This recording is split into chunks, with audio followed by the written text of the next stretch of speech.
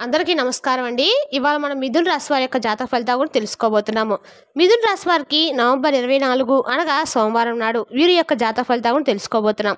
అయితే మిథున రాశిలో ఎవరైతే ఇప్పుడే కొత్తగా మన ఛానల్ చూస్తున్నారో దయచేసి ఛానల్ సబ్స్క్రైబ్ చేసుకొని వీడియోకి లైక్ చేసి సపోర్ట్ చేయడం మాత్రం మర్చిపోకండి. మరి వీడియోని ఎక్కడ కూడా స్కిప్ చేయకుండా చివరి వరకు చూసినట్లయితేనే మీకైతే పూర్తిగా అర్థమవుతుంది. రేపటి రోజున మీ యొక్క రాశి ఫలితాల ప్రకారం మీకు ఏ విధంగా ఉండబోతుందో తప్పకుండా తెలుసుకుందాము. మరి అంతకన్నా ముందుగా ప్రతి ఒక్కరు కూడా ఏదో సమస్య ఉంటుందండి. సమస్యలు ఎవరంటే ఉండరు కదా. అంటే ప్రేమ, పెళ్లి, ఉద్యోగం, వ్యాపారం, ప్రేమించి మోసపోవటము, నాగదోషము, సంతానం లేకపోవటము, భార్యాభర్తల మధ్య గొడవలు, ధనం నిలకలు లేకపోవటము, రాజకీయము, కోర్టు సమస్యలు, మీ మీద చెడు ప్రయోగాలు చేయటము, ఇలా ప్రతి ఒక్కరు కూడా ఏదో సమస్య ఉంటూనే ఉంటుంది. అయితే ఎక్కడెక్కడికో వెళ్ళి జ్యోతిష్యం చెప్పించుకొని రాసింది ఉంటే ఒక్కసారి మన గురుగారు కాంటాక్ట్ అవ్వండి. సకల సమస్యల పరిష్కారం శ్రీ త్రిముఖ దుర్గాదేవి ఆశీస్సులతో జ్యోతిష్యం చెప్పను. మన గురుగారి పేరు వచ్చి కుమార్ స్వామి గారు అండి. మీరు సంప్రదించిన ఫోన్ నెంబర్ 9381918252. చాలా నమ్మకమైన గురుగారండి. మన గురుగారు స్త్రీ పురుష వశీకరణ చెట్లో చాలా ప్రత్యేకత గలవారు. మీకు ఎటువంటి సమస్యలున్నా నమ్మకంతో ఒకసారి ప్రయత్నించండి. సమస్య మీది పరిష్కారం మన గురుగారి దగ్గర కలదు. మన గురుగారి ద్వారా చాలా మంది లబ్ధి పొందారండి. మేము కూడా మాకున్న సమస్యల్ని ఈ గురుగారి ద్వారానే పరిష్కరించుకున్నాము. మీరు కూడా నమ్మకంతో ఒకసారి ప్రయత్నించండి. 100% గంటలో పరిష్కారం చూపిస్తారు. ఒక్కసారి ప్రయత్నించండి. ఇక వివరాలకు వస్తే కనుక ముందుగా ఈ రాశి వారి యొక్క మనస్తత్వం కనుక మనం గమనించినట్లయితే ఈ రాశి వారు చాలా మంచి మనస్తత్వం గలవారండి. ఎప్పుడు కూడా మనకున్న దాంట్లో మనం సంతోషంగా ఉందాము, పక్క వారిని ఇబ్బంది పెట్టకూడదనే ఆలోచనలతో ఉంటూ ఉంటామట. ఎవరికున్నది వాళ్ళు అనుభవిస్తారని చెప్పేసి ఈ రాశి వారు చాలా మంచిగా పాజిటివ్ మైండ్ సెట్తో ఉంటారు.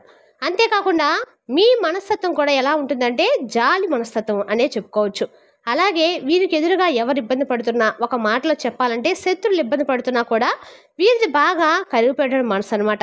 ఎందుకలే పాపం పోనీళ్ళు అని చెప్పేసి వాళ్ళని వదిలేస్తూ ఉంటారు. ఏదైనా సహాయం చేయడానికి కూడా ముందుంటారు. వాళ్ళకి ఏదైనా సలహాలు ఇవ్వడమో అలా క్షమించేటువంటి గుణం అనేది ఈ రాశి వారు చాలా ఎక్కువగానే ఉంటుంది. అలాగే వీరిది ఏంటంటే మంచి నిర్మలమైన మనసు. అలాగే వీరి మనసు ఎలా ఉంటుందంటే నీరు ఎంత పవిత్రంగా స్వచ్ఛంగా ఉంటుందో అలాగే వీరి మనసు కూడా అంత స్వచ్ఛంగా పరమ పవిత్రంగా ఉంటుంది.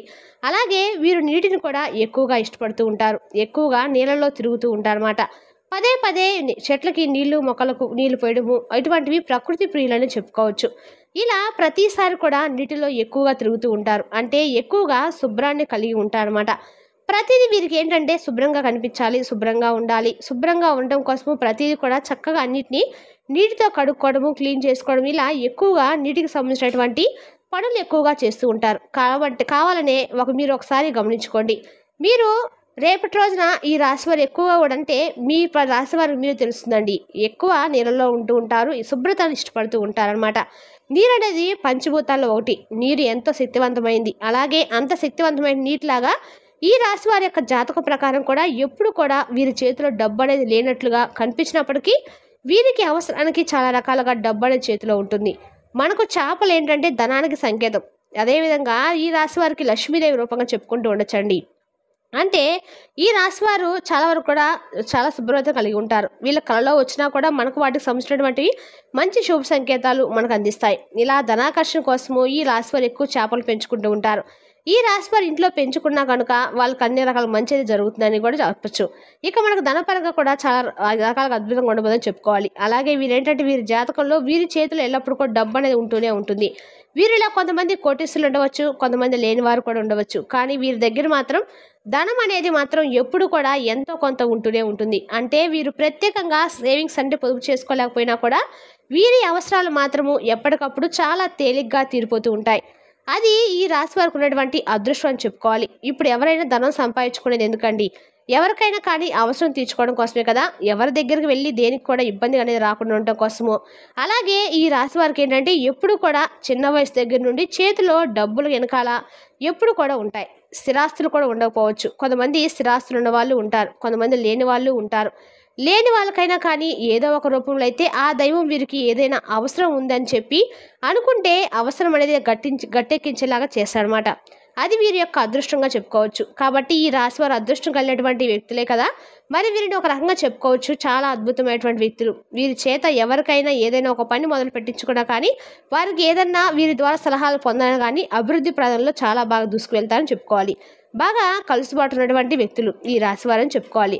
అయితే వీరికి కలుసుబాటు ఉంటుందా? వీరికి అంత కలుసుబాటు ఎందుకు ఉంటుంది? వీరి యొక్క చెయ్యి నలుగురికి కూడా కలిసి వస్తుందంటే 100% కలిసి వస్తుంది. కానీ వీరి చేతిలో వీరికి ఏంటంటే అంత కలుసుబాటు అనేది ఉండదు. అలాగే ఎవరికైనా సలహాలు ఇస్తే మాత్రము అవి బాగా చక్కగా ఉపయోగపడతాయి. ఎదుటి వ్యక్తులకు ఇంకా బాల్యం నుండి సంతోషమైనా కష్టాలైనా తెలిసి తేనటువంటి వయసు నుండి ఏదైనా వైవాహిక జీవితంలో మాత్రం చాలా రకాలైనటువంటి కష్టాలు సమస్యలతో ఇప్పటికే అప్పుల సమస్యలతో చాలా రకాల అంటే నిరాశ నిస్పృహకు లోనటువంటి సందర్భాలు కూడా ఎక్కువగానే ఉన్నాయి. ఈ రాశి వారికి అటు భాగస్వామితో కూడా ఎన్నో రకాలైనటువంటి నరకయాతనలు అనుభవిస్తూ ఉన్నారు. ఇక వైవాహిక జీవితంలో కూడా ఈ రాశి వ్యక్తులు కొంతమందికి ఏదైనా కాస్తో కూస్తైతే రేపటి రోజు ఈ రాశి వారికి జాతకులు చాలా భిన్నమైనటువంటి రోజుగా చెప్పుకోవాలి. ఎందుకంటే రేపటి రోజున చాలా ప్రశాంతమైనటువంటి వాతావరణాన్ని మీరు చూడబోతున్నారు. సహాయ సహకారాలు కూడా కొంతమంది దగ్గర నుండి మీకు అధిక అందక ఇబ్బంది పడేటువంటి రోజులు కూడా రేపటి రోజు మీరు ఒకసారి గుర్తు చేసుకుంటారు. ఎందుకంటే రేపటి రోజు చాలా అద్భుతంగా కొంతమంది నుండి సహాయ సహకారాలు మీరు పొందుకోబోతున్నారు. మీ ఆలోచన విధానం కూడా చాలా అద్భుతంగా ఉంటుంది. భగవంతుని యొక్క సహకారం అనేది రేపటి రోజు మిమ్మల్ని అన్ని విధాలుగా కూడా ఆనందపరుస్తున్నట్లుగా మానసిక ప్రశాంతం కావచ్చు, కుటుంబ వాతావరణం కావచ్చు, ఇలా బయటకు వెళ్తే మీకు అనుకునే పనులన్నీ కూడా సక్రమంగా జరగడం కావచ్చు, ఇటువంటివన్నీ కూడా మీలో మరింత ఎక్కువగా మానసిక ఉత్సాహాన్ని రేకెత్తిస్తాయి అన్నమాట. అలాగే కుటుంబ పరంగా 4 రోజుల నుండి మీకున్నటువంటి గొడవలు కావచ్చు, సోదర వర్గం నుండి ఏదైనా గొడవలు ఏదైనా చిన్నపాటి దూరాలు ఇటువంటివన్నీ కూడా పూర్తిగా పోతాయి. అలాగే రేపటి రోజున మీ ద్వారా ఎవరైనా కానీ సలహాలు తీసుకోవడం వల్ల వారికి చాలా వరకు కూడా లాభం జరుగుతుంది. అలాగే వారు మిమ్మల్ని జీవితాంతం కూడా గుర్తుపెట్టుకుంటారండి.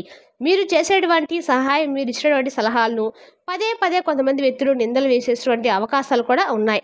కాబట్టి ఎవరికి ఏ విధంగా సహాయం చేస్తున్నాము అనేది కొంచెం జాగ్రత్తగా చూసి ఇవ్వండి. ఎందుకంటే నేటి సమాజం ఎలా ఉంటుందంటే మనం ఎంత మంచిగా ఉన్నా కూడా మనకి ఏదో విధంగా చెడు చేయబోతున్నాము అని చెప్పి ఆలోచిస్తూ ఉంటారు. అంటే మంచికి చెడు మంచి రోజులు లేవన్నమాట.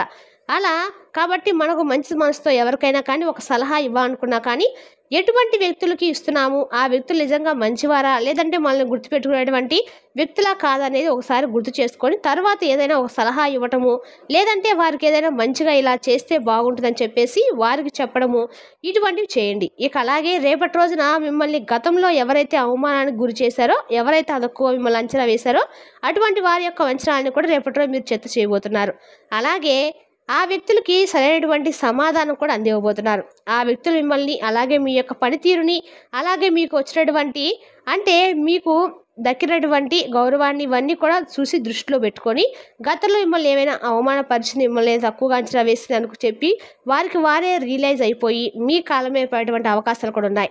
అయితే కొంచెం జాగ్రత్తగా అయితే ఈ విషయంలో ఉండండి. ఎందుకంటే అటు ఇటు వ్యక్తులు ఎవరికైనా కానీ ప్రమాదమే. మీరు జాలి చూపించి మరలా వారిని మీ చేతులారా ఆహ్వానించినట్లయితే వారి ద్వారా మీకు ఇబ్బంది ముందు రోజుల్లో ఏదైనా ఇబ్బందికరమైన అవకాశాలు అయితే లేకపోలేదు. కాబట్టి అటువంటి వ్యక్తులతో కొంచెం జాగ్రత్తగా మలుచుకోండి.